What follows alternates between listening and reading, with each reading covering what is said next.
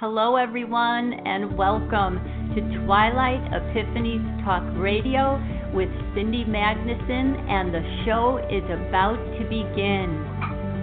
So, slow down, take a seat, put your feet up, and maybe take some notes, because this show is about you, it's for you, and it is designed to help you receive exactly what you need to be a happier and healthier you.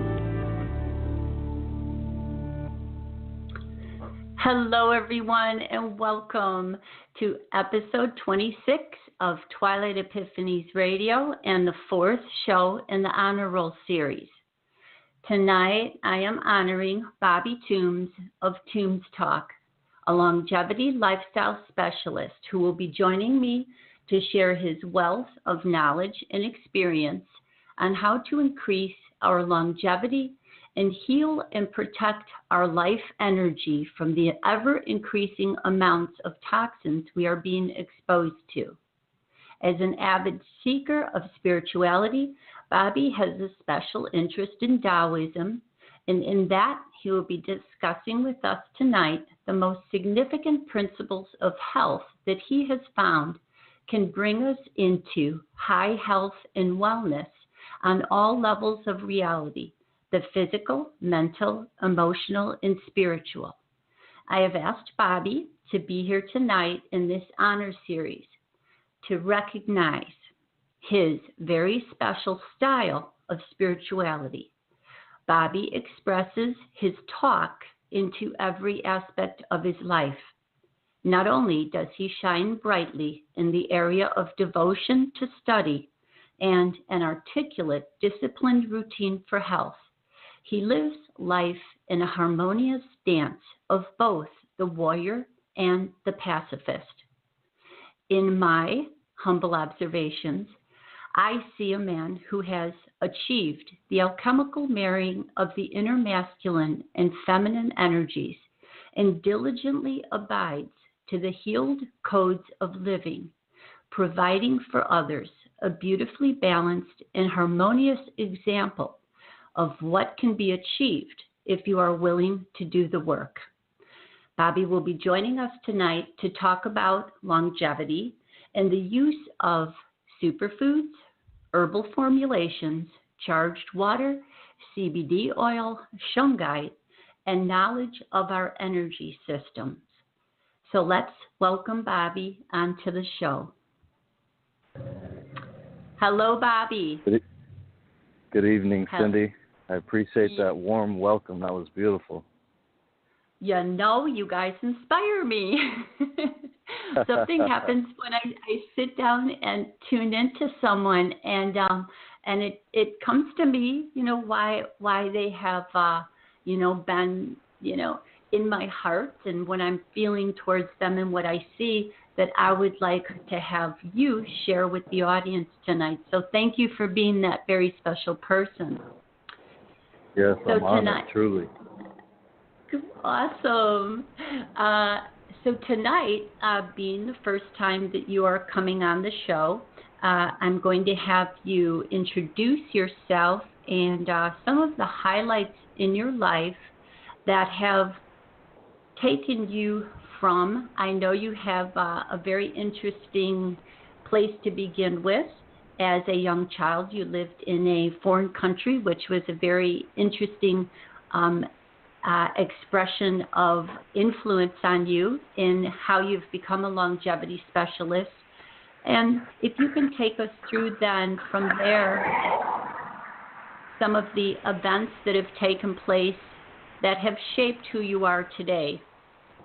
And there is a little bit of like if someone was on the phone and there was air in the background rushing by, you have a little bit of background noise, Bobby. Okay, how's that? Is that better? That's much better. Okay, sorry about that. That's okay. Just that you know, you wouldn't know. Yeah, that completely stopped whatever that was there. Okay. Okay, so if you can begin. Okay, good. So tell us about you, your beginnings, and what it is that brought you here. Yeah, so as you mentioned, I spent the first 4 years of my life in Japan. So my father was in the military, and he got stationed to Japan. So immediately, about 6 months of age, we went to Japan. And so it's very interesting because for me, it resonates with, well, first and foremost, as we're young, the influences that accompany those early ages end up influencing us for the rest of our lives. So just being in that country had a great influence. And I take it back to almost, in a sense, a past life memory, like a past life trigger almost. And so somehow, some way, in this grand scheme of things, I definitely have resonated with the Asian culture before. And so that was a trigger, an immediate trigger within my life to kind of like keep that in motion, you know, to keep that, you know, the experiences we've gathered from past lives and how we can continue that work and end up perfecting that to a certain degree. And so yeah, we went to Japan, and for the first 4 years, and then we ended up coming back to the States.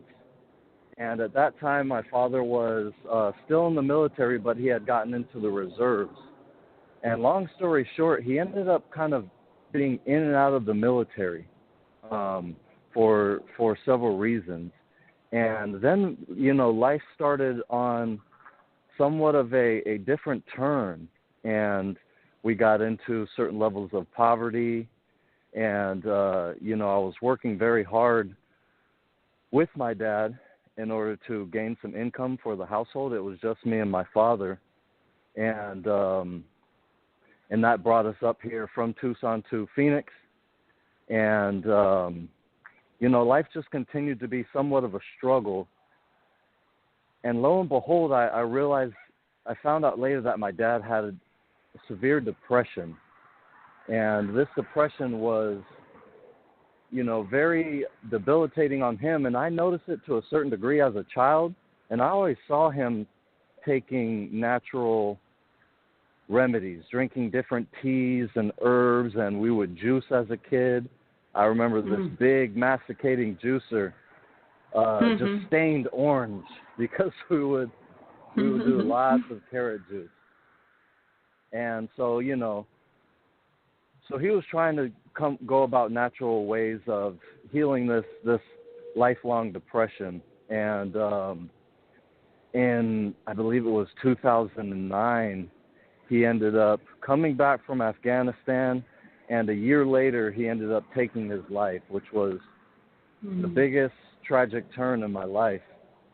And it really caused me to reflect on myself, to reflect on my father. He had all these different journals, and I had read about his depression which started at the age of 16.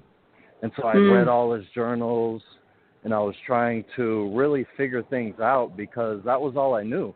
I only lived with my father.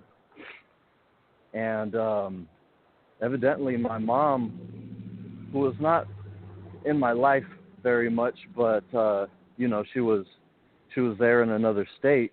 Well, a year after my dad passed away, she ended up passing away from lupus. So with both of my parents gone, I had a 1-year-old son at the time. He's now 10. So yeah, I just, you know, life took a real tragic turn, and I had to figure things out. And I was 25 at the time, and what I had thought was so, yeah, it was pretty early. Yeah. And I just thought life was all, you know, at 25, you're just kind of like still experiencing life and trying to have fun and figure out you know, what's going on and this and that. And so it just took me deep on a spiritual path and on like an introverted path as to where do I fit in the grand scheme of this cosmos. How can I prevent the pitfalls that have been generational. You know, a lot of suicide in the family and like a poverty mentality and a kind of a victimization, you know, all these different things that various people deal with, you know, just the human psyche. And I obviously had my own things to work out via myself and through the ancestral lineage. And that's where I really came into to find this deep spiritual work, that it's not only for me, not only for my children of the future and my children's children, but to rectify some of these problems from the past. Yes. And so that's beautiful. that's a little bit of my childhood and kind of the major life events that led me to be on the path that I'm on today. And then what did you first of all begin studying? Did you move first of all into health then as a result of that? I did move into health. I was in, originally I was into just mental health. Mental health and physical health, just kind of one and the same. Because my mom had passed away from lupus, so I didn't want any, you know, diseases to be passed or anything like that. And obviously I had a huge level of depression within myself.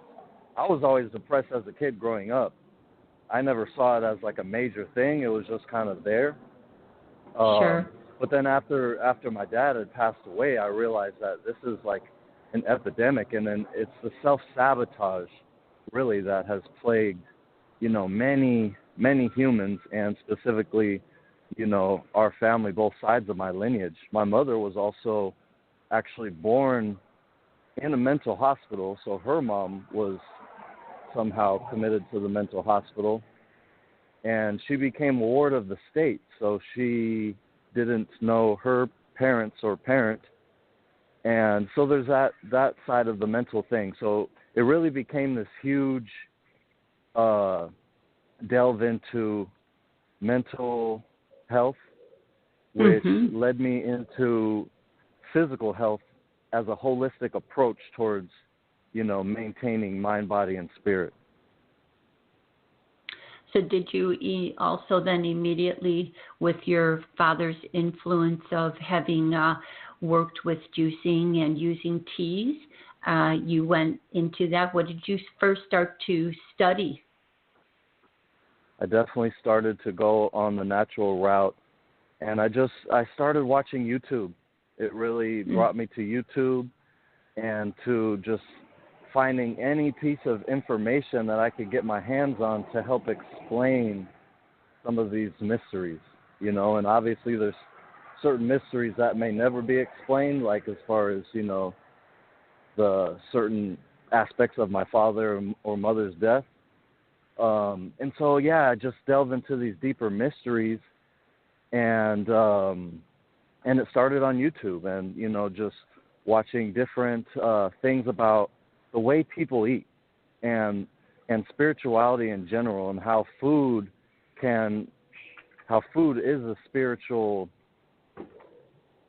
a whole spiritual like component of how we operate in our lifestyle.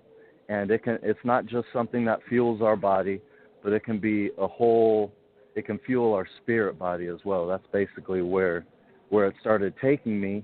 And it was about 3 years after my father had passed that I really started to get a grasp on my life and feeling better about the situation, and started getting into, you know, more activity. I was always active as a kid, always played sports, this and that, but then I just kind of got real stagnant with life, and so just started being more active, watching what I was eating, and really trying to dial in on how I can, you know, be more healthier mind, body, and spirit. And so it took me on a YouTube video with Dr. Kassar, actually, and he was talking about the food pyramid in a way of vibration and color vibration. And so he talked about like the root chakra, which is red, and how that pertains to like the red flesh of eating meats, and how we can move into a higher vibrational state by consuming higher vibrational foods. So like the green is related to the heart chakra, so you eat more green foods and then you're going to be more heart-centered. So that really started to make sense to me, and that's when I decided to eventually go vegetarian, and that was October of 2012. And just with this whole 2012 event, if you remember that, that time, all the buzz and, you know, the yep, the hype, yeah, the cosmic, the Mayan calendar, the cosmic, you know, galactic center, and all this stuff that was going on.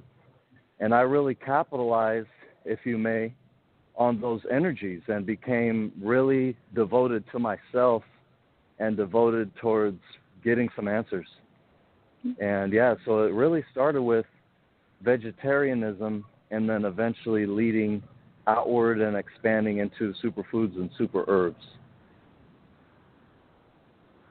Very nice. And before we begin to take a closer look at that, can you give us a peek into a day in Bobby Toombs' life? Can you tell us? We have a little bit of ringing coming in every now and then. There kind of sounds like a train maybe going by. It is a train in the distance. Oh, okay, no problem then. It's a welcome train. Good train of thought, we'll figure.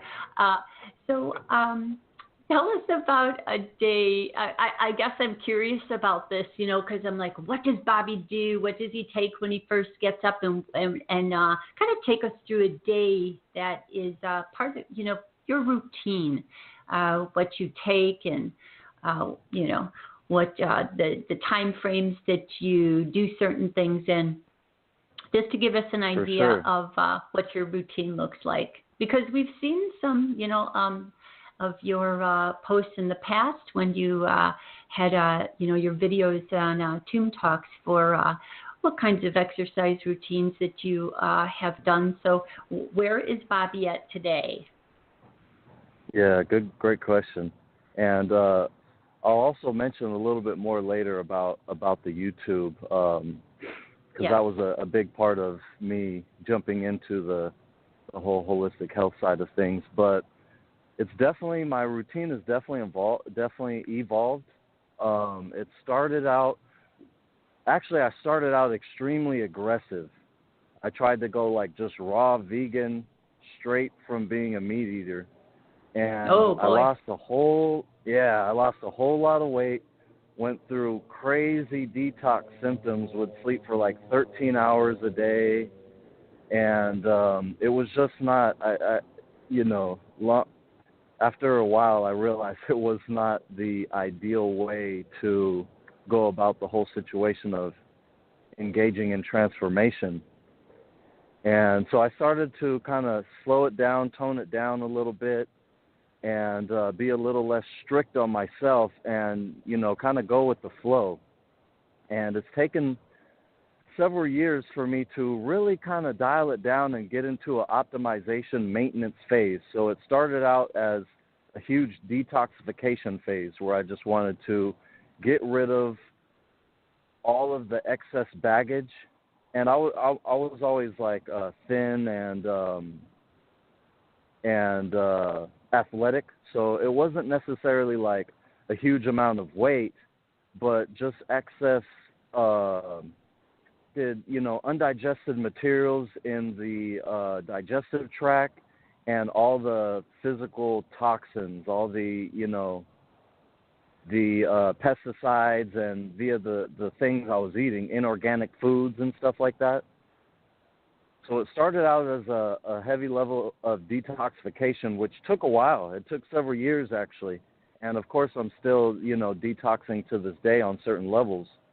But after that, it became like a rebuilding phase where I had, you know, almost in a sense wasted away. And I got really skinny and thin, and I felt good and I felt lively, but I wasn't very I didn't feel very powerful in my athletic activities. And so I wanted to rebuild that back up, utilizing a lot of different powerful foods. And one of the big things that, at least in the past, I don't know how much of a question it is now, but it's like, as a vegetarian or a vegan, where do you get your protein, right? So I started, diving deeper into plant-based protein sources and adding that into my diet. And but now today where I'm at is like a maintenance phase where, every now and again I'll be building, but it's more so maintaining where I'm at and the efficiency that my body runs at. So I liken it to a vehicle. And if you've got an older car or, not so much of a performance vehicle, it might be running on regular unleaded fluid. It might need a tune-up. It might need its filters changed. It might need some services and repairs. So once we get into that repair phase and clean out the filters, such as the bodily organs, and we can start ingesting some more high-profile, high-energy, nutrient-dense foods. And this allows the body to run a lot more efficiently off of less. So instead of eating so much, dense foods that weighs us down and has a lot of metabolic waste, we eat less. So the way I start my day is I intermittent fast every day for usually at least the first 8 hours, depending on when I wake up. Now, usually I wake up really early in the morning, and so I'll just have tea. I literally just have tea until usually about noon, maybe 10 o'clock, based on how early I woke up, and just start my day with a lot of water and backed up with tea. And then with my water, it's usually lemonade or freshly squeezed lemon or lime, some activated charcoal, and a little bit of sea salt. And that's like a good basic detox recipe known as the charcoal lemonade. And so I always start out with the charcoal lemonade to help get the body going, add in the electrolytes, add in the activated charcoal to get out any excess waste from the day previous, and get the body hydrated. And then I'll usually brew up some of my tea during that time, and just survive off of tea for the first 8 hours at least, and then I'll get into some solids. Usually it's some fruit. Out here in Arizona, it's really, during the summertime, there's a lot of hydration and a lot of fruit. Now during the winter, it's a little more denser. Sometimes it'll be oatmeal or something like that, but and a lot of healthy oils. So the coconut oil, the avocado oils, fresh avocados, the good healthy plant-based fats. And so basically where I'm at right now is my body runs most efficiently off of fats. So there's a ratio between carbohydrates, fats, and carbohydrates, your fats, and gosh, I can't even think of the other one. But it's that ratio that you're going to really dial it in and figure out where your body, based on the individual, is going to operate at. And so for me, it's high fats. It's proteins, carbs, and fats. I forgot the proteins. So it's high fat, protein, and then carbs. So carbs is like my antithesis, right? And when I first became vegetarian, it was a lot of bread, a lot of starches, a lot of rice to fill that void of what I was lacking, or what I thought I was lacking via the meats. And then after I, started to wean off the breads and the starches and really embrace the fats, especially coconut oil. I do a lot of coconut oil, and one of my favorite little things also to start off the day, if it's not fruit, I'll do some coconut oil, melt that down, and put in some superfood shakes. So like a green shake, or some blend of mushrooms with some maca powder and just a bunch of different superfoods. and it'll make like kind of a almost like a pudding type deal with a little bit of cacao nibs, maybe some hemp seeds. So it's really nutrient dense, but really light and heavy on the fats, and that will sustain me throughout the day until I'll usually have one meal a day towards the evening. Wonderful. Yeah, so your body has very good absorption from all of the cleansing that you did, and you are definitely able to grab onto all of those dense nutrients and utilize them well. So is this formula of using fats and the proteins in higher quantities for you, was this on a philosophy from someone that you were studying, or in any of the Taoist principles that you follow, or was this from self-experimentation? It was via self-experimentation and via a lot of Dr. Kassar's work. So when I first got involved, I got into Kassar and even joined his Earther Academy. And so I learned a lot from him. I've also studied under Ronnie Landis and David Wolf via nutritional courses. And, you know, they talk also a lot about this ratio of carbs, proteins, and fats. Yes. Yeah, it's a little bit different than obviously some of the current people who are vegan, and a lot of the fruitarians have a little bit different philosophy that they run on.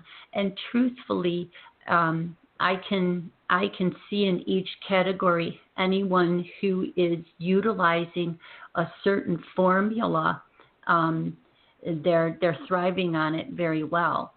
So someone who has found a very good formula for their body type and their lifestyle, you know, they're thriving on it very well. So very good. And then you are exercising every day, or is your job already very physical? Yeah, right now I've been working overnight at UPS part-time for 10 years, and that is extremely physical. Yes. Okay. So you are someone, for the audience who is not familiar, on probably less food than a lot of other people are consuming. How many hours in a day would you say you are physically pretty highly active? What would you estimate? Hours in a day, that's a little bit difficult. Let's put it this way. So for the holiday season, as you know, shipping just goes through the roof, and there's a lot to do at UPS. And so I sort in the building and sort boxes. So I'm doing a lot of movement with my torso, twisting, lifting boxes, and putting them on various belts. And so, you know, literally for the Christmas season, I could be there 12 hours and working with, as funny as it sounds, only a 15-minute break. Okay, that's what I'm sensing from and from some, you know, little bits of information that I've caught, you know, when I've seen some of your posts. And I definitely want the audience to understand that you have achieved a level of sustaining a very efficient fuel intake with the output of exercise, you know, and calorie burning that you are doing. So it's definitely a very beautiful testimony to the system that you are using. So it is. It can be, just to add real quick, it can be difficult, sure. But yeah. So basically, for the whole portion of UPS, and then, you know, in the off seasons, when I get off a little bit earlier, then I'll, you know, go home and continue my intermittent fasting. But, you know, if I'm there for 12 hours, like, all I bring with me is tea and maybe like a shake. But it's basically it's liquid and powdered greens and stuff like that. So for the most part, I see myself as liquiditarian until either noon, or if I can push it to my last meal of the day. And that's highly optimal for me. Very nice. So smoothies, yeah. teas, shakes, things like that is really where I'm getting the nutrient density. And because of the lack of metabolic waste, it allows me to continue to go and go and go. Yes. Yes, your body doesn't have to go through all of that excess processing of, breaking something down and reassembling it. So that's very beautiful. Definitely, and puts you on that road to longevity for sure. And right. So in your Taoist studies, what would you say is one of the most important principles for health that you have found that you could share with us today? So yeah, one of the things I would love to share about is the three treasure system of healing. And before I get into the three treasures, I want to talk about reishi specifically. So reishi is a medicinal mushroom, has been used for thousands of years, and it's known as the mushroom of spiritual potency. It's known by many names, the herb of immortality. It's called Lingji, or Ganoderma lucidium, which means like the shiny red. It's got the shiny red sheen on it. So it's associated with illumination and spiritual potency, and that was one of the first herbs that I got into. Of course, most everybody's heard of ginseng and has tried it in some form or fashion, and it's like, they come in like teas now and regular drinks. But reishi was the herb that really got me, and via my, heavy depression, it helped lift my spirits, and it turns malevolent cycles into benevolent cycles. And so that really allowed me to let go of the meat, let go of the baggage, let go of, I used to play video games and just all the stuff that didn't progress me or my mission in life, really. And so once I found reishi, it took things to a whole nother level. I was already into the superfoods and things like that, and then I got onto the super herbs, and then this led me into the Taoist tonic philosophies, and again, it really sparked that past life memory. I was always into martial arts as a kid, and still am, and so once I started studying what some of these monks were taking, some of the Shaolin monks, some of the Taoist monks, it took on a whole new level of enlightenment for me. And one of those precepts is the Taoist precepts of the three treasure system. So the three treasure system, much like Ayurveda, where there's Vata, Pitta, Kapha, and that's kind of based on your dosha, a person's almost in a sense how well they digest and assimilate the foods. The three treasure system is Jing, Qi, and Shen. And the way we like to describe it is in the form of a candle, is in the metaphor of a candle. So your Jing is the candle wax.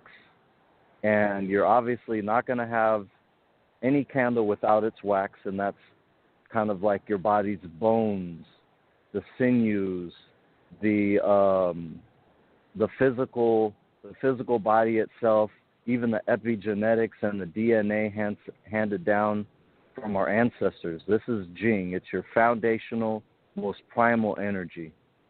And then we have Qi, which is your day-to-day energy, and it's kind of like what animates our bones. So if we see, just a pile of bones, it's the Qi that gives this life force to our body, and it's got this warmth. It gives our body warmth. So when we get cold and withered and pass away, then we're lacking that Qi. that life animating energy, and that's associated with the actual flame of the candle. So we've got the wax, and then we have the flame, and now Shen is described as the spirit. It's the actual illumination. It's the actual light given off by the candle itself. So it's through this practice of the cultivation of these three treasures that allows us, you know, according to some manuscripts, transcend time, space, you know, indefinitely to become immortal. And that's really kind of the precepts that got me really hooked on it, and I wanted to learn more about how to become immortal. And so what we do is we cultivate these three treasures, and it's a lifelong endeavor. And so the Jing, again, is your wax. And as you've heard the saying, we don't want to burn the candle at both ends. So when you're doing too much excess work, overwork, and you're not restoring your body with proper rest, you're not getting the proper minerals, and the minerals is obviously associated with like bone density, and there's like osteoporosis and things like that start affecting people with age. Well, that's the lack of Jing. That's the lack of cultivating this Jing energy. So we want to get in the minerals. We want to, you know, keep our battery pack full. This Jing energy is also housed in the kidneys. So in the kidneys, you have positive and negative pull, and then we are literally grounded from our feet to the earth. And it's this cycle that generates the energy that fuels our battery pack. And so we don't want to go into utilizing the storage in our battery pack or the storage within our bank vault. So we want to keep a healthy savings in there. And then we have this liquidity, this flow of energy or current or currency that we can live off of. So when we have our Jing fully cultivated and thriving high, then we can live off this day-to-day energy, and that's through the superfoods via like some spirulina, some maca powder, some chlorella, super greens, you know, these nutrient-dense foods. And that gives us our day-to-day energy so we can utilize that, you know, expel what we need to expel via workouts, via our day-to-day activities with our children, our grandchildren, our work endeavors, and then through the cultivation of the Qi energy. Now, so we have the solid foundation based off of the Jing, and then we have this foundation of Qi energy, which resides in the heart area. So the Jing is like in the kidneys, the Qi is like in the heart area, and the Shen energy is like the illumination, so like the halos that you'll see on some of these figures, or the bright shining aura that you'll see on a lot of the sages and ancient wise ones, right?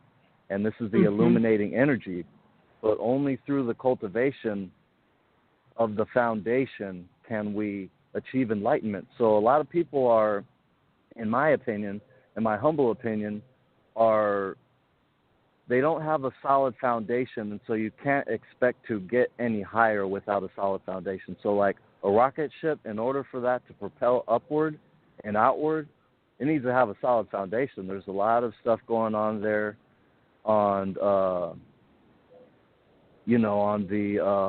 base of the rocket ship, and then once it propels into the sky and you start to release all that excess baggage, that's when it can get into outer space, so to speak. And that's how we cosmically transcend this time and space, is we're able to release our physical shell because we've cultivated this spiritual essence that can transcend time. And these are the sages that we see, the Jesuses, the Buddhas, the different monks and bodhisattvas. They all have this cultivation of these energies that has allowed them to be beyond time, space, and allow them to almost, in a sense, physically interact with those who are still here in the physical realms, if that makes sense. Okay, while also being them being very aware of themselves also being in the spiritual planes. Is that what you mean? Exactly. Yeah. So they've seen both sides of the veil. And then that would be your explanation when you use the term immortality. Can you actually even further explain when you are saying immortality? It is likely that maybe different listeners who have had, different experiences and versions of what that might be. So can you talk to us about what immortality means to you? What immortality means to me? Well, it means several things. It can mean a physical transcendence. Now, obviously, that's pretty hard to prove or to be proven, but there are sages who are known to have, according to the legends, right, who have transcended or like ridden a cart into the sun, right, ridden the chariot into the sun. So it's like, what was it? Ezekiel?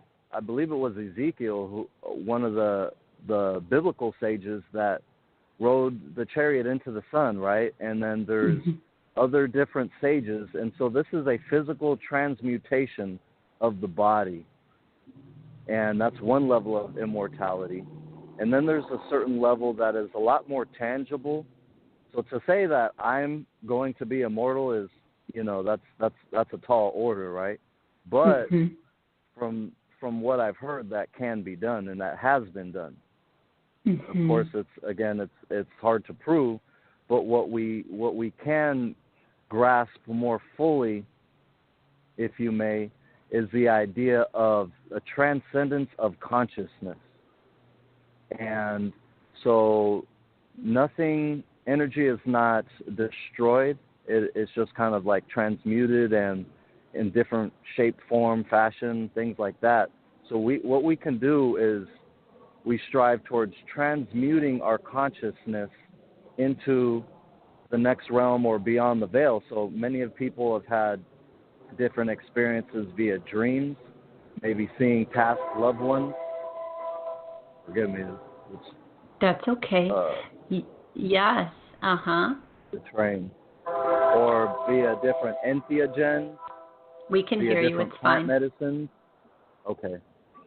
And all these things are related to a physical or a spiritual essence that is within somebody that never is destroyed. And so through this, and what I'm seeing now, and this is going to go into a slightly different topic, but the transhumanism agenda. So there's a part of society that wants to put human consciousness into computers. Well, the way I see it is this is just a step down from what we do spiritually. So we can put our consciousness and transcend that into the next realm or onto like a different hardware, if you may, or a different, file drive or however you want to look at it. And that's kind of like what they want to do with the computers. They want to put consciousness into a computer so it can live on indefinitely or however. And this is what we do, I believe, inevitably, depending or regardless of what tradition you're affiliated with or resonate with, that we transcend our physical experience into the next spiritual experience.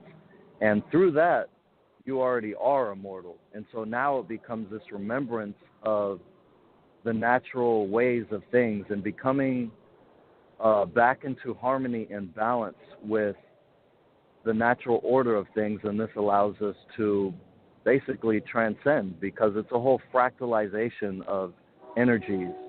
And it's the in and out, as above, so below, as within, so without, the microcosm, macrocosm. There's this whole fractalization going on in our quantum experience that allows us to. But how can you be in all the fractals? How can you consciously be in multiple fractals at the same time? That's kind of the tricky part. Yes. Yes. I always think of the movie Jet Li with Jet Li in it that's called One, and sort of reabsorbing other aspects of yourself in multidimensional levels back into one more concentrated area. And I think that does draw more of our power back in. And sometime I'll talk to you. I've had some interesting dream experiences around that. And I do definitely agree with you that it also, in what you and I, have also studied in different areas. I've seen, you, I believe, talk about this before too in your videos about lucid dreaming.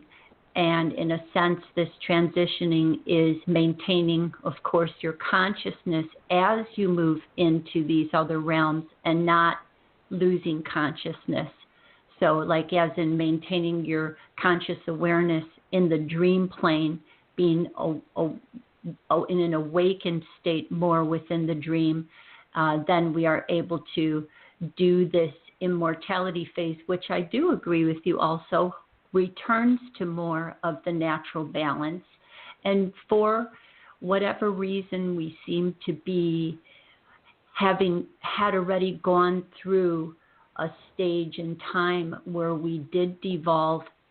There's definitely a group here that is attempting to take who is ever going to go that route with transhumanism and that level of connecting to more of these quantum computers.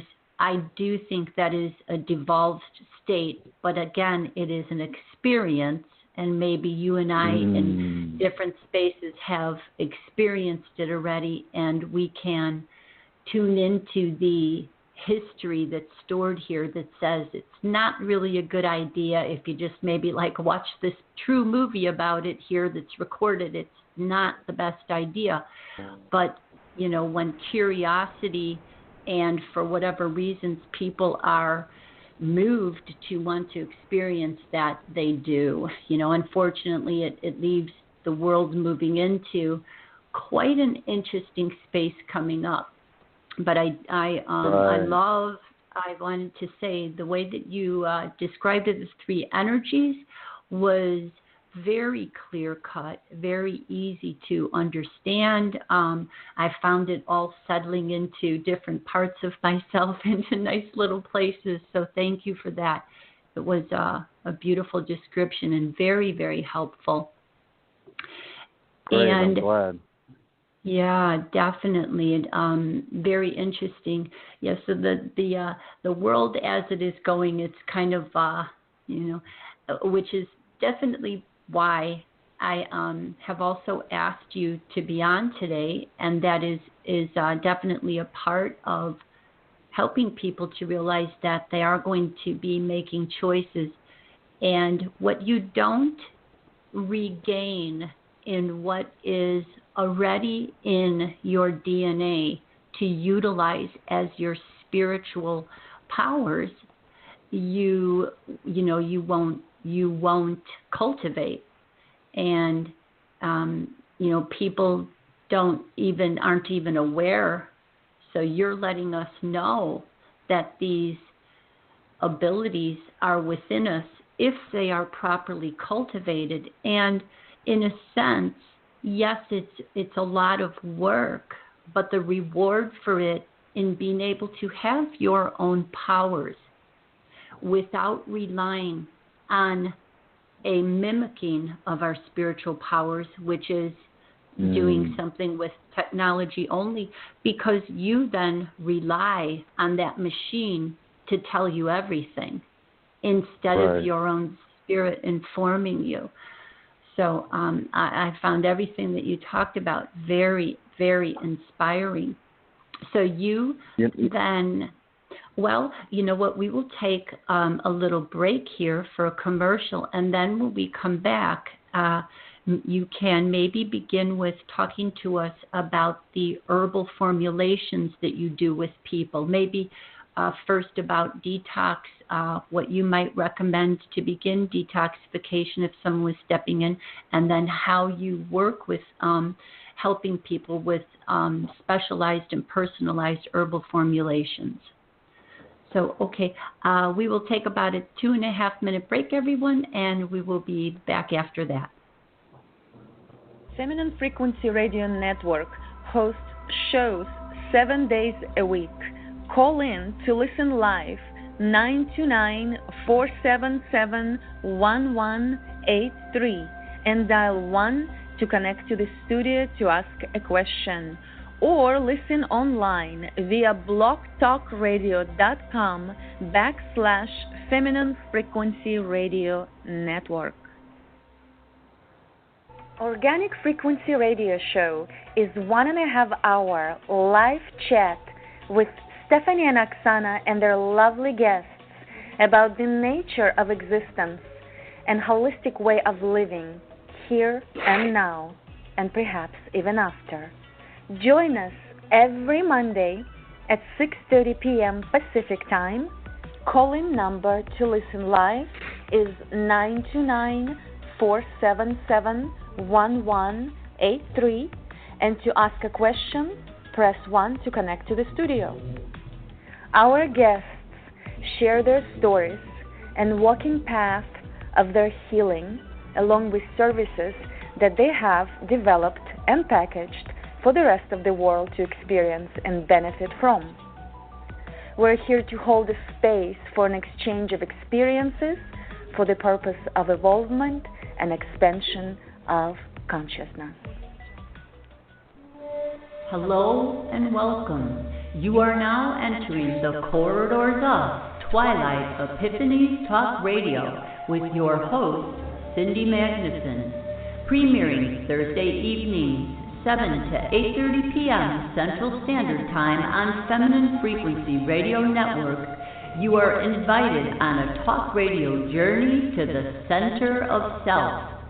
Join us as Cindy guides you, the listeners, in sensory and perception upgrades where revelations and golden epiphanies pierce the veils of illusion. Don't miss this opportunity for your next dose of Twilight Epiphanies. Okay, and welcome back, everyone. Welcome back, Bobby. Hello, I'm here for sure. Okay. So if you will, let the audience know how it is that you work with people. If they were coming to you for your services, what do you work with detox and then utilizing your herbal formulations? Yeah, and in exactly that order. The first thing is definitely detox, and to take it back a step, you had mentioned experience. I love that word, experience. And we all have our own individual experiences, and it's not always the bad experiences that like something that we shy away from. So it's these bad or quote-unquote negative experiences that oftentimes help fashion and form us into our current experience. And so we even talked about transhumanism and some of the more shady side of what's going on with society. And we see a huge level of breakdown between the natural ways, maybe even the ancient ways, and how society has moved into this paradigm of like microwave fixes and wanting everything now, pharmaceutical drugs, many of which have a vast array of side effects, just being stuck on TVs, this and that. So one of the huge components of detoxification becomes getting rid of the things that do not serve. So it's not always just like food, but oftentimes it can be friends. Oftentimes it can be TV programs that we have gotten stuck on that really don't serve our higher self. It can be these paradigms. When my father first passed away, I got into a huge depressional state because I started really discovering all the different ways that the Big Brother was watching, or how government was doing all this and that, and nowadays I don't really get into that much because I found a certain level of balance. But I've realized through that experience, we have to see the other side of things. So I never would have I never would have came to these conclusions if I hadn't experienced the adverse side. So, it's embracing where you're at, embracing where you've come from, and just looking towards a better future. So we want to start off slowly through detoxification,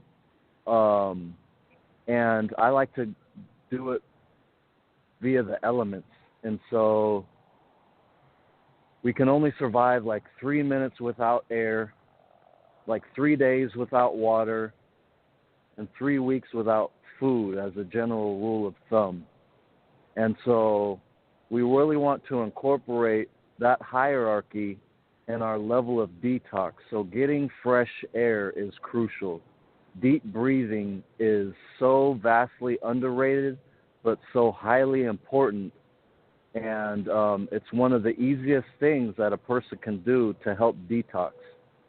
It regulates the blood's pH level. The blood's pH has to remain at like a 7.4, 7.36 or something like that in order for one to survive. And so any attempts that the body is doing, sometimes it even amazes me that our society is still living the way it is.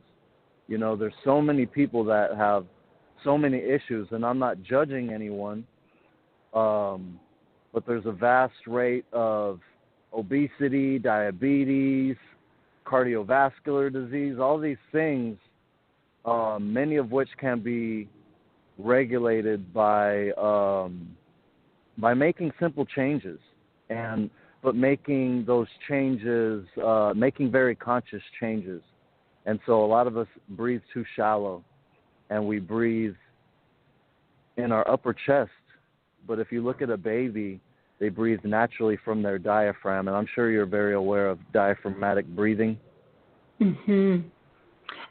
But I would also love for you to express any books or leaders in the field that you have found very inspirational and helpful, because I do think this is definitely the optimal space to begin is breathing.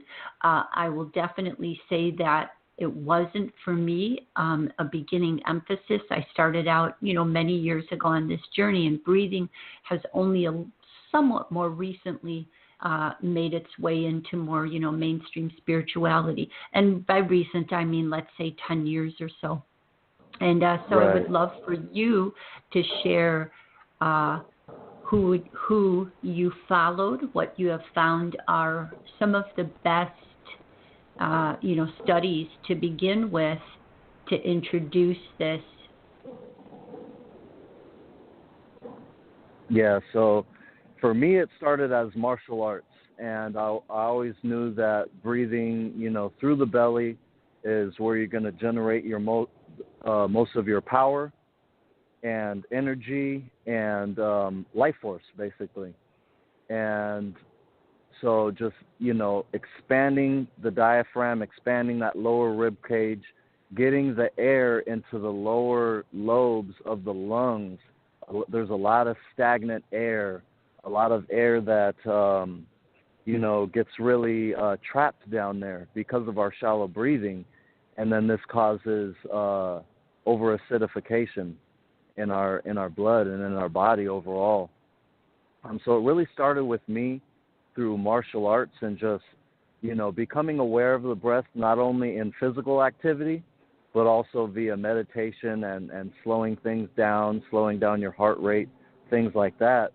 But one of the leaders in the field today is Wim Hof, and he's set so many records based off his breathing, and he has advanced breathing techniques that has allowed him to run barefoot, hike Mount Everest in shorts, run barefoot, cross country, in snow, constantly diving in frozen lakes.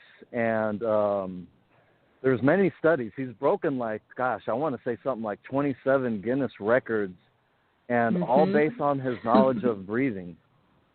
So for someone who wants to go on YouTube or study breathing, study the man Wim Hof. Now, I didn't come into this knowledge, the knowledge of him, till fairly recently. But again, it started with me at a young age, based off of martial arts, and that was one of the things that always drew my attention, was the fact that based on the hierarchy of elements, we can only live 3 minutes without air, 3 days without water, and 3 weeks without food. And so this kind of like law of the threes, right? And yeah, so just through deep diaphragmatic breathing, and basically it's like what a turtle does. A turtle lives so long because it has a slow heart rate. Everything's operating real slow, and through slowing your body down, slowing, your heart rate and your breathing down and deep breathing, then you're going to fully oxygenate the body and allow for the body to get rid of a lot of toxins, flood the cells with oxygen, send all the nutrients where they need to go throughout the body, and really just give yourself the best chance at longevity. And many of the Taoist and, monks, Shaolin monks, Taoist monks, many of these martial monks, you see a lot of them meditating and just doing breath work in the mountains. And so it's getting outside in nature, getting the fresh air, going up to a mountaintop if you can, going into a forest where there's so much oxygen, getting out of your house. Most of the toxins are, in fact, inside your house, off-gassing from like fire retardants in the carpet, bedding, all types of stuff, the paint. So just open up the windows, getting in fresh air, taking time to take a deep breath and to chill out, relax, and release everything that you don't need.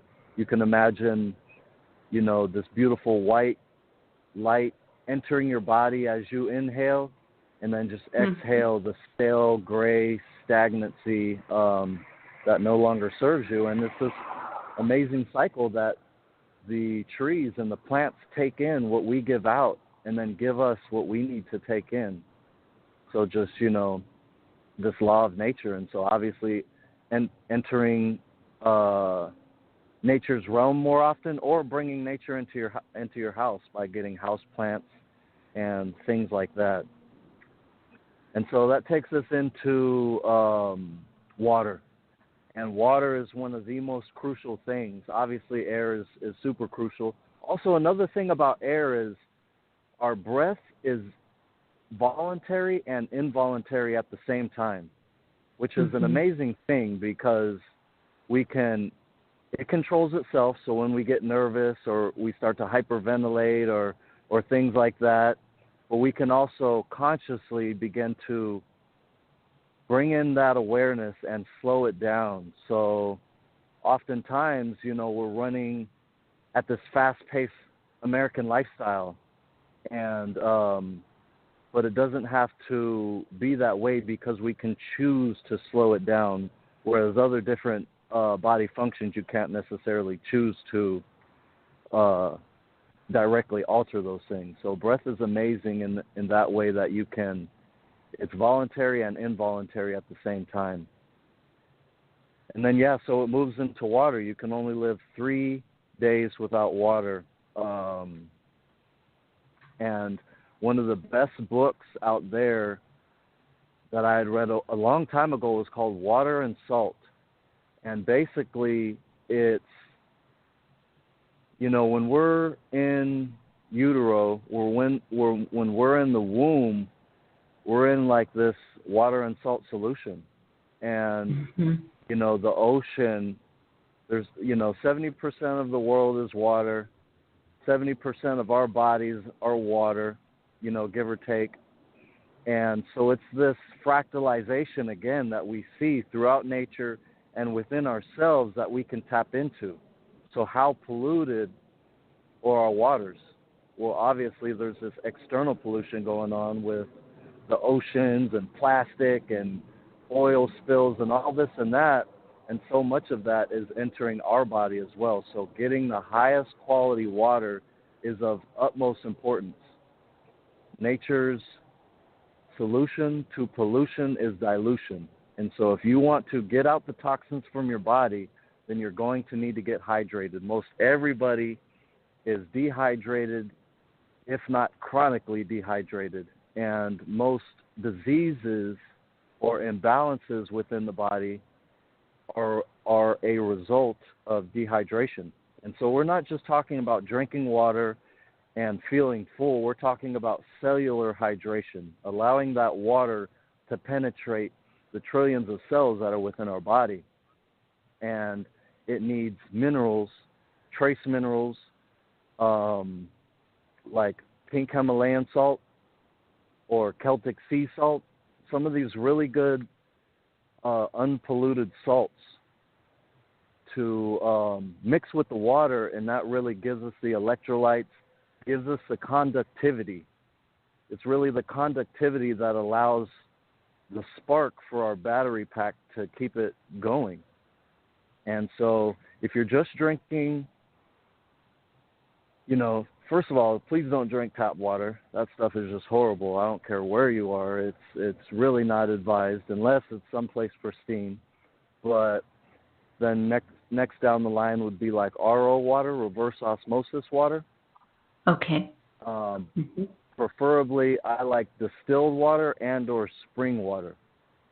Now, distilled water, you can get a water distiller, and this filters out all the impurities. So when you have regular tap water, there's fluoride, there's chlorine, there's pharmaceutical drugs. All the drugs that people are urinating out filters back through the system, and that stuff does not get cleared out.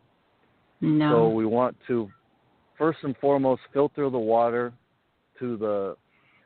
down to 0 parts per million if possible, and that's what a water distiller does. It mimics nature, and where it boils the water, causes it to evaporate, recondensates, and empties out as pure, pristine water in an ideal situation.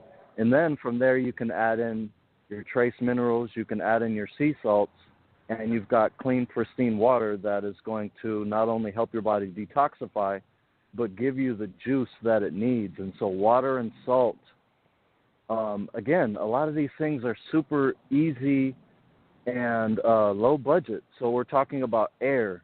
Air is free. Take in your deep breaths. Get outside. It's all free. Get in your water. Start step by step. If you have to go buy bottled water, go buy bottled water. I started out buying bottled water, but then it was all this plastic waste, right? And then, the BPA, the bisphenols, the estrogen mimickers leach into the water. So, get your water from glass, and get distilled water and or spring water is my best recommendation. And, just step it up from there. However there's a lot of people who go spring water hunting. And this water it has natural life quality to it. So when it rolls over the rocks in the spring, it's bubbling up from the earth at 32 degrees. It comes from the inner earth. It grabs on some level of trace minerals, and it actually falls upwards towards the surface of the earth. And that's what a spring is. It's this amazing feat where it actually levitates to the surface, which is like, it almost sounds like it can't be done, right? But just like sap levitates up the sap of or up the trunk of a tree, you know. So there's this levitative quality, and when we add that levitative quality into our body, it gives us this level of buoyancy. It gives us this anti-gravity effect to where we can live longer and live healthier and live more vibrant. And that's really what the charging water is. And then which water distiller do you use? Or one that you recommend, or a couple that you recommend? Yeah, we have the Mega Hydrate water distiller. It's pretty basic. You can find it on Amazon. It's like $200. Okay. And, yeah, that's been a workhorse in our house for, I don't know, maybe 5 years now. And you use your tap water then into that distiller? We actually you can use tap water, and it's going to get rid of all of that, but it's going to leave this nasty film on your distiller. And so what we do is we go to, we purchase RO water in the 5-gallon jugs, and then we put that RO water through the distiller, and then we put the distilled water in a vessel filled with crystals, namely various quartz crystals and shungite, to help charge the water and give it life. So when it's distilled, it's basically dead water. It has no life, and you need to restructure it and give it that memory back, and that's what's really going to give you the cellular hydration. So the trace minerals are going to help with structuring the water, so adding in the salt, but then the crystals help. They have that hexagonal pattern, so it's going to give it that structure, and it's going to give it some life and some crystal energy, some memory. It's going to help erase some of the negative memories and add in some good vibes to the water. And that needs to be exposed to sunlight for a certain degree of time for that transfer to take place, for the memory to transfer into the water? Or yes, is that something? Yeah. Ideally, put it out in the sun for a few hours, or even under the moonlight for a night. Sometimes that doesn't happen. There's a family of 5, so we go through water, a lot of water, and not always is it, ideal to keep it in the sunlight and do all this and that. But yeah. Again, there's levels to all of this. So at your basic level, get you some filtered water. So don't drink tap water. And then you want to step it up a notch, get you some distilled water. If you want to step it up another notch, find you some pristine spring water that bubbles out from the inners of the earth. And that's just God's gift right there. Yeah, I've heard that referred to as the primary water, and that there's that is renewable. And we can have access to that water. There's really no shortage of water on the water planet. That's an absolute fallacy from what people like, Deborah Traveris has said, that we're able to definitely tip into those primary waters, and we don't have to fall into the false propagandas that they want to say that our water supply is limited, because it isn't, yes. And that the earth it does that great distillation for us and brings it up. Yes. Exactly. There's even like solar distillers I've seen. They're just like a clay, and you can make a crude distiller, but there's like clay vessels that a lot of tribes in Africa have nowadays, and it's creating distilled water, and they're able to get them a clean source. Yes. I remember seeing a little bit about that. And then would you like to go into the use of shungite, or would you like to go into your herb formulations? I'll let you go on there as you see is best. Yeah, so we'll talk about shungite first. Shungite is a 2 billion-year-old mineral, and this is an amazing mineral found in Russia, the Karelia region of Russia, and has been used for thousands of years. It helps structure the water. It helps detoxify the water. Now, shungite is a carbon-based mineral, and as we know, we have carbon filters, and that carbon filters out the toxins. Also, we take activated charcoal, which is, carbon, and it helps detoxify our bodies. So this shungite is, depending on which version you get, you can get one that's up to like 98%. It's called noble or elite shungite. And then there's the regular shungite, which is like 60%, and then there's a lower grade that's like 30% carbon. But basically, this carbon has the ability to detoxify. And also the structure of shungite, the structure of this 2 billion-year-old stone, is that of a soccer ball. It's based on these buckyballs or fullerenes, named after Buckminster Fuller, who had the geodesic dome. And so it's this structure that causes this zero-point field within shungite, and that allows it for extreme antioxidant properties and extreme detoxification properties. So what they've found is, and there's been a bunch of tests in Russia and France, there's a book called Shungite Healing, Detoxification, and Something by Regina Martino, I believe. And that's the book that got me really into shungite. And they did tests to where they had shungite filters. The carbon filters, you'll find the toxins in the filters. So you filter out the water or whatever, and then the toxins are in the carbon. Now, what they found with shungite is that the toxins were not able to be detected. So it basically sends it back to source, is the way I see it. Because it has a 0-point field, it literally sends it back to source to be sent back to source, and then it just, it does its thing, right? So that's why shungite to me is such a beneficial stone, and they say will possibly be worth more than gold by weight. So when I hear stuff like that, it's these key things that I hear. So like, our body can't live without air. Our body can't live without water. How can we get the best of this? How can we simplify things? And how can we add in some of these powerful substances that is created right here on Earth to creating positive change? So not only does it detoxify the water and help structure the water, but it's great for EMF, electromagnetic frequencies. So you can use it around the house.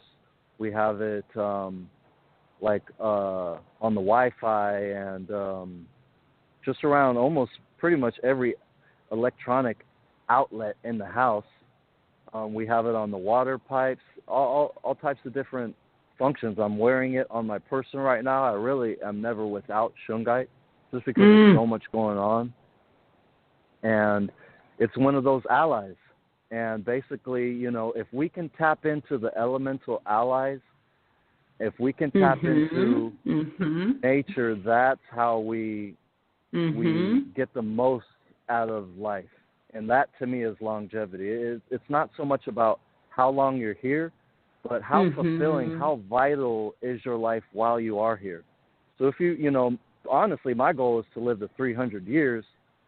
Now, that may not be someone else's goal, and I may not even hit that, but, it's about living the fullest and most vital while I am here. So it's not being in a hospice, it's not being bedridden, not being able to, connect with my grandchildren or even possibly my great-grandchildren, but waking up every day, being vital, and it's through nature. It's through nature. And so shungite is one of these amazing mineral allies, these earth allies, as we get into the elements, that has so many beneficial qualities that we can use via technology, that we can use on our person and our human biotechnology, and to help charge, detoxify the water. And they even spread it on the ground near Chernobyl, near nuclear events to help combat the radiation. There's just a whole lot of studies. They have whole hospitals in Russia that are lined with shungite, that are like shungite painted. And this helps keep out all the EMF and, you know, gives people a nice, harmonious environment to help recover. Yes, thank you for that. I'm a very firm believer that there is absolutely a natural solution for everything, because it's not possible to bring something into this dimensional plane that does not have its neutralizing factor. So there will always already be something to do. So positive solutions, as the world is changing and becomes a different vibrational place. One, awareness of what changes are taking place so that people become more alert to make these changes. And two, to both do it, as you're stating, for the purposes of joy in life, not just only to protect, but to live more vital and happy and joyful. Now, in regards to, I saw that you have a section on your website page that's about shungite. It links to a page on that. And I think that's amazing. I saw all the way up to shungite bricks and tiles and everything. So that is, now, is there also on there a protocol or teaching us how or where to place the shungite or how much we might need? Are there specifics around that? Like, for instance, I'm sitting here in front of my laptop. I do have it hardwired. I've read that it's, you know, I use a wired keyboard and wired mouse and try to stay away from it a little bit. But I always wonder, if I was using the shungite, then how much might I need for my laptop, and or how would I use it around my phone? Or is it just that we wear it on ourselves? Are there a little bit of protocols for it, or anything goes and it works? Yeah, there's it's kind of both. Anything goes and it works, because for me it's like you can get so creative with how to utilize this that in a sense anything goes. It's really up to your imagination. And once you really understand the properties of what it does and what it's capable of doing, then you may find all different, you know, ways to utilize it. Specifically on that website is a mine direct in Russia. So there's various mines, and there's a lot of different fakes out there. So they could just have like a carbon stone. Yes. You know, it's good to test it. Like if you use an electric meter, it conducts electricity. So you can place it between the battery and the flashlight, and the flashlight will turn on if you put like a little stone in there, because not only is it carbon, but it conducts electricity, whereas regular carbon doesn't conduct electricity. So that's why it's so beneficial for our body, because we're carbon-based beings, number one. So, you know, interfacing with this ancient 2 billion-year-old carbon is just amazing. And then we have this electrical magnetic frequency, you know, like we have this electromagnetic nature to ourselves, so it helps conduct the electricity. Now, there are specific protocols. So on the website too, it'll show, so say it'll have like a shungite sphere. It'll kind of talk about the radius, how many meters that this the range extends, and you know, you can use dowsing rods or a pendulum to kind of gauge the energetic field that is created. And different pieces will generate off different energies. So the sphere is like obviously like a spherical kind of a balancing, harmonious energy, whereas a pyramid would have more focused energy. Sure. and kind of like it would draw it in from the bottom and project that out through the top, and then kind of also drawing in also from the top and projecting it out through the bottom, just in that kind of like field. There's necklaces you can wear on your person. There's little things you can put on your phone, little shungite, kind of like sticker type things that you can put on your phone, on your laptop. So yeah, I just purchased one of those. Yeah, and I was wondering, well, where do I put it? Do I put it on the phone case? And so I was like, I have to ask Bobby. Yeah, if you can, I'd put it directly on the phone near the battery. Now, some phones don't necessarily like have a battery. Okay. Like the iPhone, you can't take the battery out, Right. But yeah, just put it directly on the phone, and and it'll help buffer some of that EMF. Sure. Yeah. And then just having it around your house, just like crystals. So where your laptop and things are, you can get you. I always like 3 stones. So at least 3 stones creates this this type of triune energy, right? And as you know, I'm a life path 3, and I like the 3 treasures and all these threes. Yes. Yep.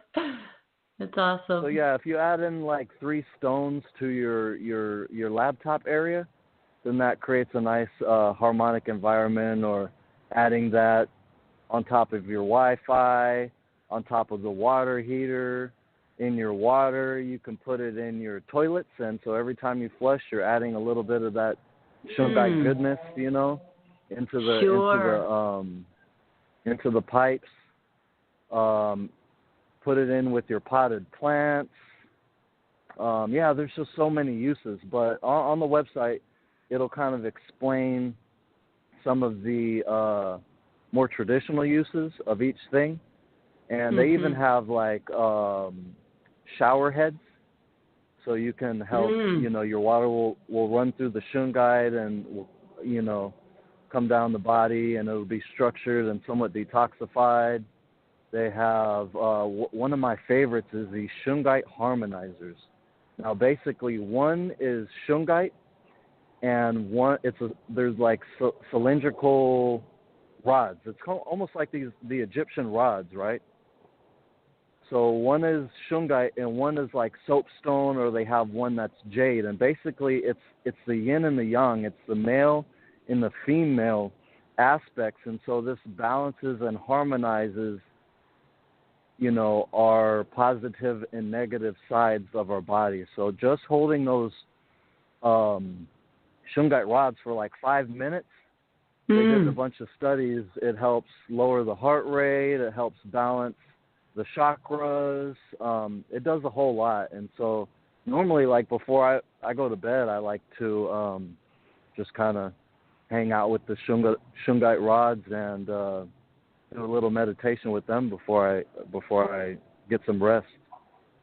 Yeah, definitely. And really, very, very nice. Really,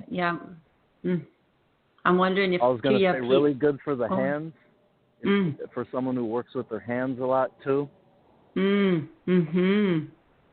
Yeah, to help, if we're doing healing work, to help to expel that. I was thinking too, someone was reminding me about sleeping on mattresses that have metal springs in it, and how, that's going to get even more amplified with the frequencies increasing. And I just thought, well, maybe you could, within your bed mattress space, put some shungite in between you and that would probably be very helpful. For sure. Yeah. In ours, we have like in between the box spring and in the mattress, we have a bunch of crystals, so like a whole chakra set up plus shungite and stuff. Oh, yeah. Very good idea. Wonderful. Oh, you have given such beautiful tips, and tips that are accessible for everyone to do without being an enormous investment. So I got the piece of shungite for a relatively good price. It's not at the moment overpriced yet. So very good for everyone to get their shungite now. Yesterday. Exactly. Yeah. Get one at least, or maybe even get two and give one to a friend who would utilize it. Mm-hmm, I have a definitely. lot that I've given away just because, like, depending on a person's work environment or whatnot, it's like, here, just have this around you. It'll help. They're in the office space or just too much electronics or whatever's going on. Sure. And definitely plants are going to be very important in the upcoming future, since plants actually filter some of the 5G even that's going to be coming in. So plants are going to be very important in a lot of this important information that you shared. And I'm not sure. They are, for sure. Yeah, I'm not sure how much time you still have. Would you like to finish up with a little bit about your herbs before you're going? Yeah, I would definitely love to get into the herbs. So yeah, there's the concept of yin and yang. I wanted to go back to that real quick. We talked about the shungite harmonizers, and yin and yang, or yin and yang actually. And so it's like there's a saying, the Wu Wei. So it's like the all-encompassing. So the yin and yang has the black and white, and then there's like a little piece of the black and white intertwined in those. Everybody's seen the yin-yang symbol. And the whole it's encompassed by a circle, right? So the Wu Wei is the circle, and that's this eternal primordial darkness, the primordial essence. It's the womb that we come through via both our physical mother and like the spiritual mother, like the cosmic womb. In the Tao Te Ching, which is like a famous Taoist manuscript, it's known, the Tao is known as the mother of 10,000 things. So it's this mother, this womb aspect. And then there's the yin yang. So we've got this all-encompassing oneness, and then it divides itself into two black and white. And then, but we see it constantly achieving balance. So it's like those are two fishes spinning, circling around one another. And that's where we find ourselves in nature. It's never fully night. It's never fully day. There's always a little bit of one intertwined within the other. And that's how it goes within the formulations, is we want to really achieve a level of balance and homeostasis.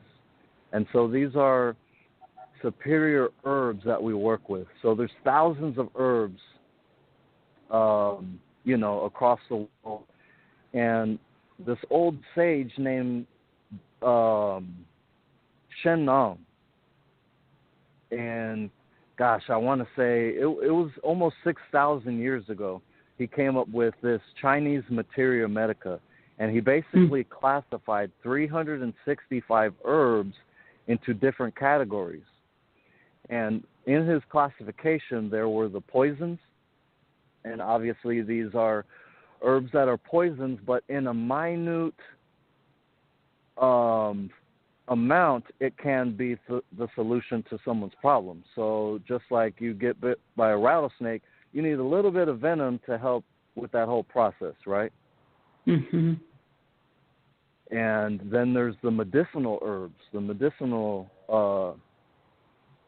plants, and these are things that are basically one directional. So it will help stimulate something, or it will help, bring something down. So like echinacea, if you get a cold or a flu, echinacea is really good to help, stimulate your immune system to help get rid of the flu. But if you take echinacea and you don't have a flu, it's going to put your body out of balance. And those are the medicinal herbs. They're one directional. and only to be used for a short period of time. The superior herbs, and these are known as the tonic herbs, and these are primarily what I work with. These are the best of the best, and out of the thousands of herbs, there's only about 70 herbs that can be classified as superior tonic herbs. Now, what a superior tonic herb is it's going to cultivate one or more of those treasures. So we talked about Jing, Qi, and Shen. So it's going to cultivate, like reishi cultivates all three. It cultivates Jing, Qi, and Shen. It's the most studied herb in the world. It's known as the queen of medicinal mushrooms. And yeah, it's my top herb of all time. My favorite herb of all time is reishi mushroom, and it is known as a superior tonic. And these tonic herbs end up accumulating energy over time. So again, if you were to take echinacea every day, your body's going to be out of balance. But you take reishi every day, it starts to build up this energy. So these tonic herbs are something you want to take over a long period of time because it starts to get better and better. And they're oftentimes adaptogenic and have dual directional properties. So reishi can help for autoimmune diseases.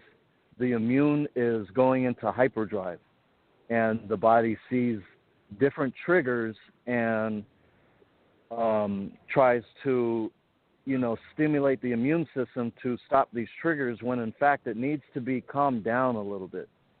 So reishi will help bring down an immune system that's too stimulated, and in turn it will help raise up an immune system that's too weak. So it has this amazing double directional quality to it that has its own innate intelligence. And that's the beauty of these tonic herbs, and those are pretty much the herbs that I work with. These are herbs that can be taken over a long period of time. They have a tonifying effect, and they help cultivate one of these three treasures, if not more, so that way we can live our best life ever. And the way I got into the herbs was I took an online course by Dean Romania Thomas, and he was an apprentice to Ron Teagarden. So Ron Teagarden was one of the first Americans to learn about this tonic herbalism, Taoist tonic herbalism, and he had brought that to America, and Dean Romania was his apprentice for 8 years. And so I'd studied Ron Teagarden. I have some of his books, and that's how I started getting into herbalism. And he has a very great site called Dragon Herbs, and you can find a lot of great formulations and single herbs on there. And then I saw that Dean Romania was having a course, and so I took that online course, and that really took me way deeper into the Taoist philosophy and the philosophy of certain immortals, and known what they call Hissien, or in the Japanese language it's Sennin, and it's these immortals, and a lot of them were known to drink elixirs of reishi, elixirs of Schizandra berry, elixirs and have like immortal peaches. So it's just life-giving food and natural foods and these tonic herbs. And, a lot of them, like Kuan Yin, it's like she has her immortal elixir. And so, yeah, it's through the utilization of these herbs that I get into helping one reestablish balance within their body. So it's not about curing anything, In fact, I don't even like to necessarily play with any of that stuff, because basically those are medical terms. And if you want to deal with the medical paradigm, then you're going to deal with the medical paradigm. But we're just talking about reestablishing balance and homeostasis, because the body naturally heals itself if we give it what it needs. Yes. And so, yeah, utilizing these herbs in certain formulations. Now, most formulations, you can use them singularly, but traditionally it's used in formulations. And now the formulations have like a main herb, which would be like the emperor herb, and then they'll have like a general, which is like another supportive main herb, and then it'll have like the assistant. So we're talking about like emperor, general, assistant as far as like political, the old times, right? Mhm. And that's how these herbal formulations come together. There'll be like a main herb, a supportive herb, some assistance, and a harmonizing herb, and this creates something that is greater than the sum of its parts. So say you've got something, a formulation with five herbs in it. Because of the energetic synergy, it can, almost seem like there's 7 herbs in there or something.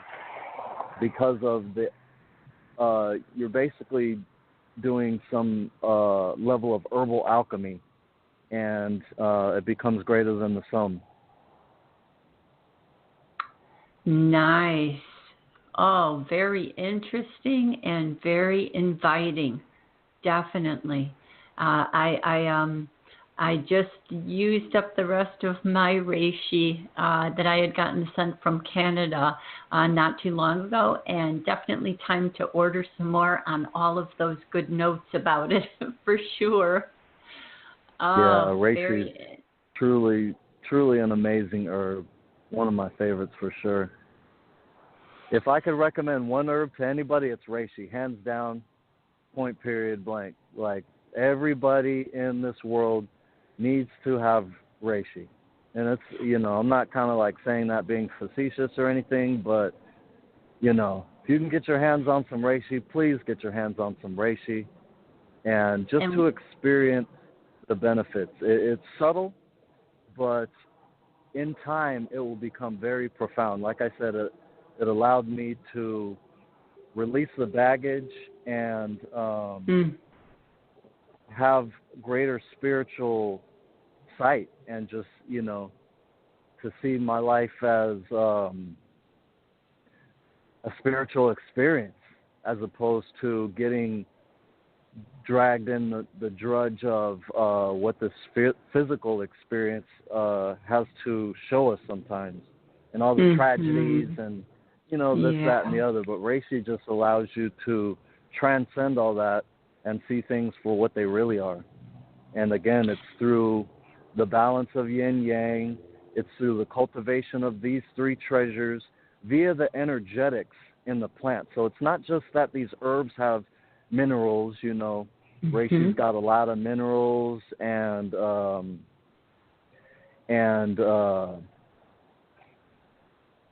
these polysaccharides and different like long chain sugars that really help do amazing things to the body, but it's the energetic influence. It's the fact that it energetically cultivates these 3 treasures, and that's what makes these super herbs on a whole nother level. Very nice. Wonderful. Thank you. And you had mentioned earlier that you wanted to mention something about the YouTubes. Did you want to finish up with that? Okay. Yeah, we'll finish up with that. Just, it was kind of in addition to my story of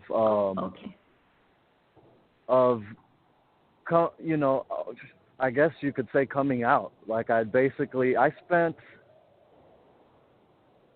a good number of years just really staying secluded and studying via, obviously physical studies and via my own personal experience.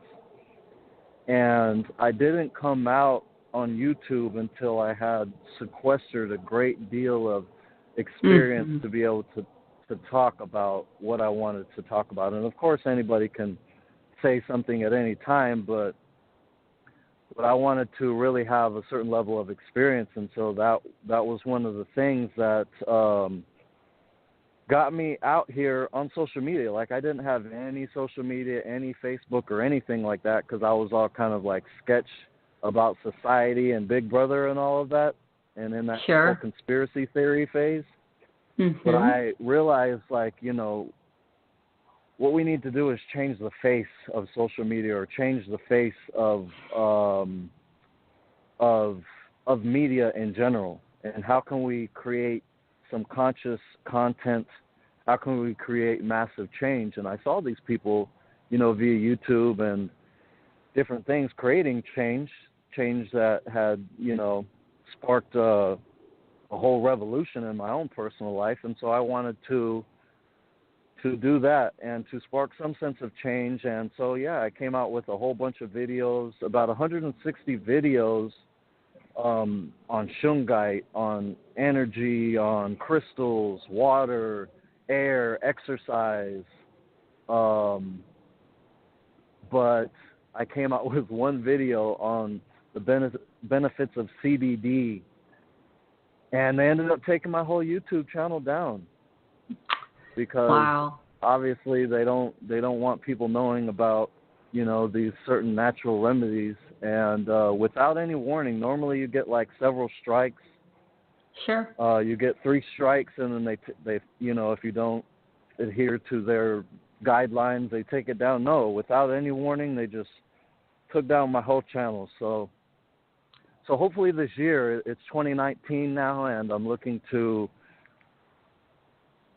possibly come out with some more dynamic content, because I really do love educating the people and offering my unique version of experience out there. But yeah, it was just more to add to the story of kind of like how I came about on this journey. And YouTube was the big part of that. And but yeah, unfortunately it was banned because of CBD. And then also, just on a tidbit of CBD is a superior tonic, or the cannabis plant is a superior tonic that was written about in the Materia Medica, the Shenron Ben Kaojing. That was, gosh, I want to say 2,975 BC. So this is a long time ago, and this is a plant that has been used in many civilizations for a long time. But again, it's for it's the natural remedies that they don't want us to hear about. So yeah, I guess that's really what I wanted to say is, you know, to continue to search and do a lot of research for yourself, because everything's out there. We just have to not get distracted. There's so many distractions via technology and media that we can be pulled in a different rabbit hole. But if we continue to stay focused, then we can see the solutions that are already presented before the problems. 100%. I agree with you that putting out positive information over the airwaves on the internet definitely is going to have a neutralizing effect and is very needed. It's very important not to pull out of social media, because, in my opinion, for what is taking place. Some people who have pulled off and don't want to use it anymore for certain reasons. I think, you know, it takes a little bit of just tact and persistence to be able to just keep yourself balanced when using it. And of course, you know, in my position, I am still a little bit of an informer. And so I do still stay in touch with the areas as an informer, and because I, of course, remember everyone who expressed to me what was happening that I wasn't aware of, and how important it was that I heard about it. But there's a big difference in, you know, as you're like referring to, delivering this as an aspect of facts that we are going to be moving through, as opposed to a super fearing, alarming propaganda type, of disseminating information to people. So I definitely like the positive use. And in regards to your threes, this is the third, of course, that you ended up on the show. So that's probably very important. I was just feeling as you were speaking that there is definitely a stronger and even more highly evolved Bobby emerging here, and being birthed at this time. So I look forward to more information. The show tonight was it was just packed with very clear and exceptionally beneficial information. So you are a very clear and articulate speaker. So I very, very, very much enjoyed it. I learned a great deal more, filled in a lot more little areas, brought more information together, as I was saying earlier. So I appreciate it. As you are, we are rounding up here. Would you like to say any parting words and then give the audience all of your contact information where they can reach you for any of your services and products? For sure. So firstly, I want to thank you for this time and this experience. And I'll humbly say you're exactly right. There's definitely a bigger Bobby emerging. I've kind of been in this somewhat of this introverted phase, and I guess the YouTube thing was timely because I'm doing a lot more introspection, and but there's always that ebb and flow of you do the introspection and then you come out and bring forth the knowledge, your particular experience, and we continue to do that, and that's what it's about. And so one of the parting words I would say, or parting phrases, is fear, F-E-A-R, false evidence appearing real. So don't buy in to the false evidence because it's not real. The facts are the facts, and as you said, we need to be informed.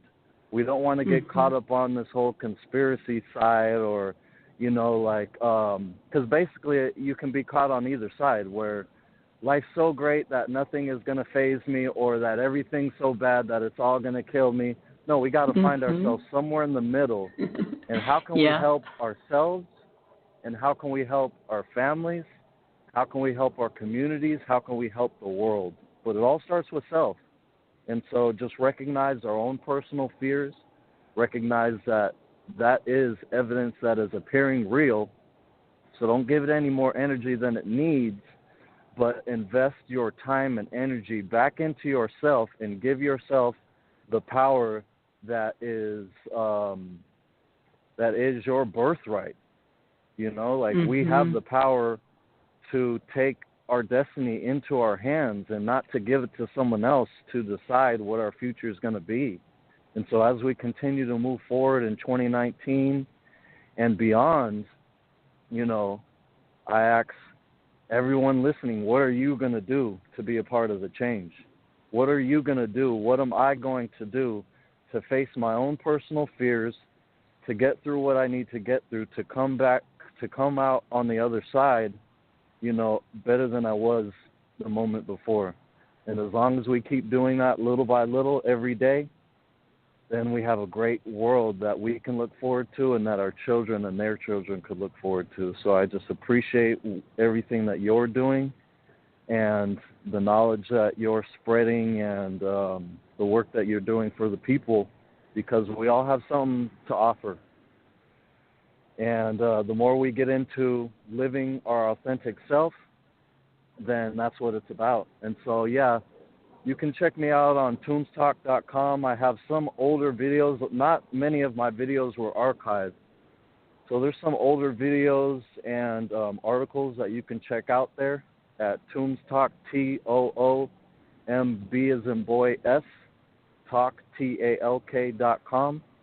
So Toombs Talk, one word, and that's obviously because I, Bobby Toombs, like to talk as a Life Path 3 an expressionist.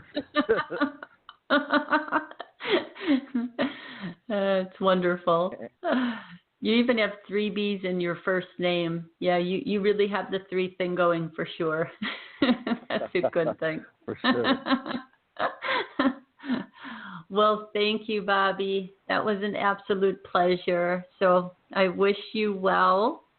And so we are going to be saying good night tonight to everyone. And I will be announcing who is coming up next on next week's show on this Honor Roll series. And to everyone, have a beautiful and blessed week. And we will see you then. Good night. Good night. Bye, Bobby. It was a pleasure. I appreciate it. You're welcome.